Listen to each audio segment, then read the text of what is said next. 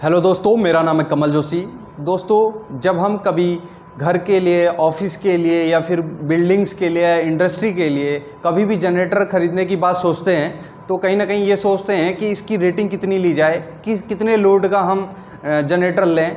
तो जनरेटर, जिसे हम लोग इंडस्ट्री लाइन में डीजी भी बोलते हैं, और इसका फुल नेम जो होता है डीजल जनरेटर, मीन्स यहाँ पर ये हमारा क्या होगा कि इसमें डीजल का यूज करते हुए जो हमारा इंजन जो प्रोड्यूस पावर है वो जनरेट करता है सप्लाई को, मींस करंट को। तो यहाँ पर हम लोगों को इसे शॉर्ट फॉर्म में डीजी बोल देते हैं। तो घरों के लिए सबसे पहले मैं आपको बताऊंगा किस तरीके से डीजी को चूज़ करना चाहिए, फिर ऑफिस के लिए और फिर इंडस्ट्री के लिए।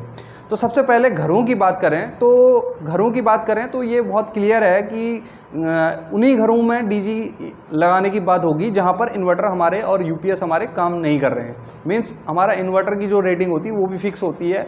हम लोग एक बैटरी, दो बैटरी लगा के कुछ टाइम तक उसे यूज कर सकते हैं, लेकिन आपको एसी चलाने, कूलर चलाने, बड़ी मोटर चलानी है तो वहाँ पर हमारा इन्वर्टर काम नहीं करता है।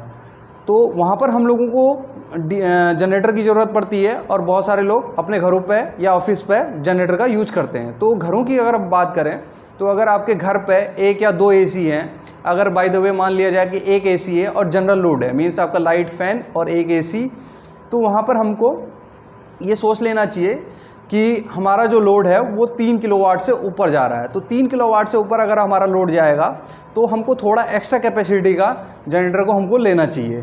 तो एक्स्ट्रा कैपेसिटी का हम लोग अगर ले लें तो उससे हम एक सिक्योर जोन में रहेंगे, और जो जनरेटर को हम परचेज़ करेंगे उसका भी हमें फ़ायदा होगा। तो अगर हम देखें तो हमारा 5 किलोवाट तक का जनरेटर आता है सबसे पहली रेंज में। जो अच्छा जो जनरेटर है उससे नीचे भी आते हैं, लेकिन अगर हम 3 फेज़ में अगर जनरेटर को लेंगे तो 5 किलोवाट में 6.5 केवीए का होता है। 5 किलोवाट को अगर आप केवीए में चेंज करेंगे तो 6.5 केवीए का हमारा जनरेटर होगा। तो आप जनरल पर्पज़ के लिए आप इसे यूज कर सकते हैं। अगर आपके पास 2 से 3 एसी हैं और उससे आपके पास लाइटिंग लोड भी ज़्यादा है और एक दो सिस्टम है, मीन्स कंप्यूटर हैं, आपका कोई छोटा मोटा ऑफिस है, वहाँ पर आपने 2 एसी लगाए हुए हैं और 2-3 सिस्टम लगे हुए हैं और एसी फैन वगैरह यूज कर रहे हैं, तो वहाँ पर हम लोगों को यूज करना होगा 9.4 केवीए का, जिसे हम 7.5 किलोवाट का जनरेटर बोलते हैं। मीन्स 7.5 किलोवाट का आप जनरेटर यूज करेंगे, 2 एसी है और आपके पास जनरल लोड है और एक आधे 2-4 सिस्टम है, तो वहाँ पर हम लोग 7.5 किलोवाट का जनरेटर को हम लोग ले लेंगे। अगर इससे ऊपर अगर हम चले जाएंगे तो वहाँ पर हम 10 किलोवाट का भी हम लोग ले सकते हैं। आपके पास 3 एसी हैं लगभग और थोड़ा बहुत जनरल लोड है, तो 10 किलोवाट पे हम चले जाएंगे। तो ये तो हो गई एक छोटे ऑफिस या एक घर की बात। अगर आप ऐसे ही किसी बिल्डिंग की बात करें तो बिल्डिंग में हम लोगों को ये पहले से प्री डिसाइडेड होता है कि ये 1 BHK हैं, 2 BHK हैं। तो 1 BHK है तो जनरल सी बात है कि एक एसी लगा होगा, या किसी ने 2 भी लगा लिए होंगे, तो 5 किलोवाट का लोड मैक्सिमम लगा लेते हैं।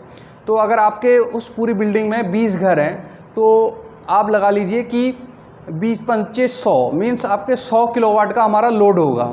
मैक्सिमम अगर लगा लिए जाएँ तो 100 किलोवाट का हमारा लोड होगा। अगर 20 हमारे उसमें हमने BHK बांट रखे हैं तो 20 घर है हमारे उसके अंदर, तो 100 किलोवाट का हमारा लोड होगा। तो उसके लिए हमारा 100 किलोवाट का एक जनरेटर भी आता है जिसे हम 125 केवीए का रेटिंग का होता है। 125 केवीए की रेटिंग होती है उसकी, और 100 किलोवाट का हमारा जनरेटर आता है।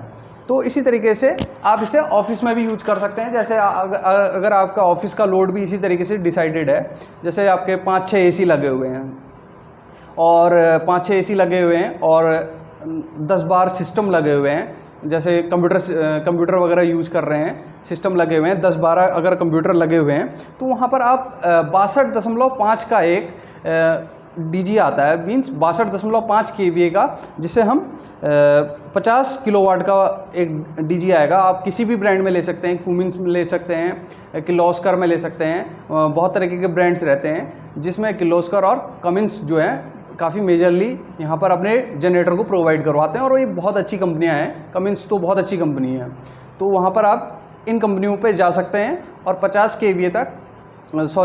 किलोवाट और 62.5 केवीए का हमारा रेटिंग का आता है।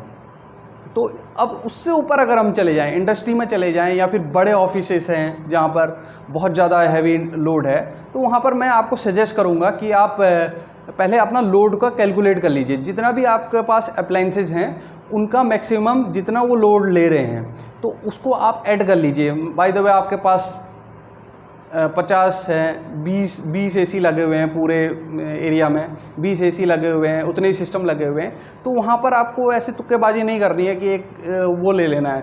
तो वहाँ पर आपको क्या करना है, मामूली से एक क्लैम मीटर आता है, 500-1000 रुपये में क्लैम मीटर आ जाएगा, तो आप उससे करंट की रेटिंग ले लीजिए। अब यही चीज़ अप्लाई होती है इंडस्ट्री में।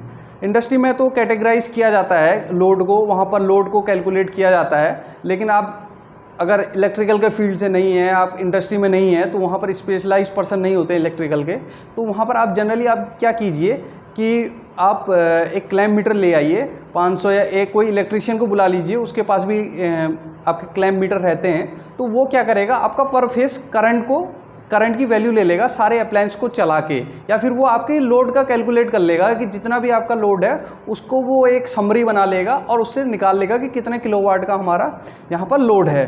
तो उसके अकॉर्डिंग आपको वो मंगाना चाहिए। जैसे अगर आपका लोड आपका जा रहा है 500-600 एम्पियर, मीन्स आपका क्लैम मीटर में आपको दिखा देगा कि ये 500 एम्पियर, 400 से 500-600 एम्पियर तक हमारा लोड जा रहा है। तो वहाँ पर हमको एक आता है 500 kVA का डीजी, तो वहाँ पर आपको 500 kVA के डीजी में 500 kVA और 400 किलोवाट का डीजी हमारा आता है। तो वहाँ पर आपकी नीड वहाँ पर फुलफ़िल होगी। इसी तरीके से फैक्ट्रीज़ में भी इस तरीके से लोड को कैलकुलेट किया जाता है। फैक्ट्रीज़ में तो लोड का काफ़ी इलेक्ट्रिकल के पर्सन रहते हैं, तो वहाँ पर हर मशीन का, हर अप्लाइंसेस का लिस्ट होती है, तो वहाँ पर हमको पूरा पता चल जाता है कि इसका फुल लोड करंट कितना लेगा। तो फुल लोड करंट के अकॉर्डिंग हम लोग किस तरीके से लोड को निकालेंगे। तो अगर आपका करंट कितना भी आ रहा हो, बाय द वे आपका करंट कम आ रहा है, तो उसके लिए एक फार्मूला होता है P = √3 VI cos ∅। मीन्स आपका 3 फेज़ का हमारा डीजल जनरेटर रहता है बड़ी रेटिंग्स में। छोटी रेटिंग्स का तो मैंने आपको बता ही दिया कि कितने में कितना लेना है, लेकिन आपको बड़ी रेटिंग्स में जाना है। आपका करंट अभी मैं बता ना पा रहा हूँ उस रेंज में, लेकिन आपको अगर करंट आपको पता है तो वोल्टेज आपको 3 फेज़ रहता है, तो 430 आप 420 से 430 तक की वैल्यू ले सकते हैं। तो एक फार्मूला रहता है P = √3 VI cos ∅।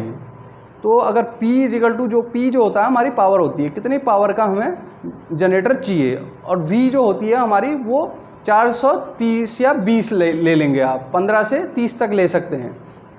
अगर 15 से 30 तक लेंगे तो कोई दिक्कत नहीं होगी, मतलब 415 ही ले लीजिए आप। अगर 415 ले लीजिए और P हमारा जो है पावर है वो नोन नहीं है।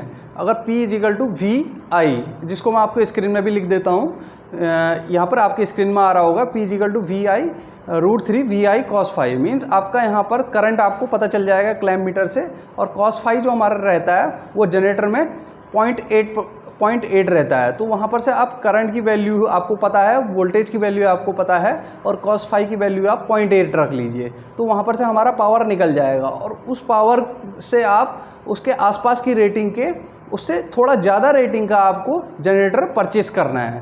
तो इस तरीके से आप जनरेटर को परचेस कर सकते हैं, और थोड़ा आप अपनी लोड कैपेसिटी से थोड़ा 20% एक्स्ट्रा का आपको जनरेटर को ख़रीदना है। तो इस तरीके से आप एक सेफ जोन में और अपने पैसे का सही यूज करते हुए, मीन्स आपका पैसा सही यूज होगा। अगर आपका लोड कैपेसिटी के अकॉर्डिंग आप उसके बराबर लोड के अकॉर्डिंग आप उसी के बराबर आप अगर जनरेटर लेंगे तो वहाँ पर आपको फ़ायदा नहीं होगा, क्योंकि वो कहीं ना कहीं ओवरलोड हो जाएगा। तो आपको थोड़ा ज़्यादा 20% एक्स्ट्रा आपको उसकी रेटिंग को लेना है, और उसके आसपास का आपको जनरेटर ख़रीदना है। तो इस तरीके से दोस्तों आपको जनरेटर की रेटिंग चूज़ करनी है। तो दोस्तों आज के लिए इतना ही। अगर आपको मेरा वीडियो अच्छा लगा तो इसे लाइक कीजिए, और मेरे चैनल को सब्सक्राइब कीजिए, और शेयर भी कीजिए। अगर किसी को आपके आस पड़ोस में या किसी जानने वाले को डीजी खरीदने के बारे में सोच भी रहा है तो इस वीडियो को ज़रूर शेयर कीजिएगा। धन्यवाद दोस्तों।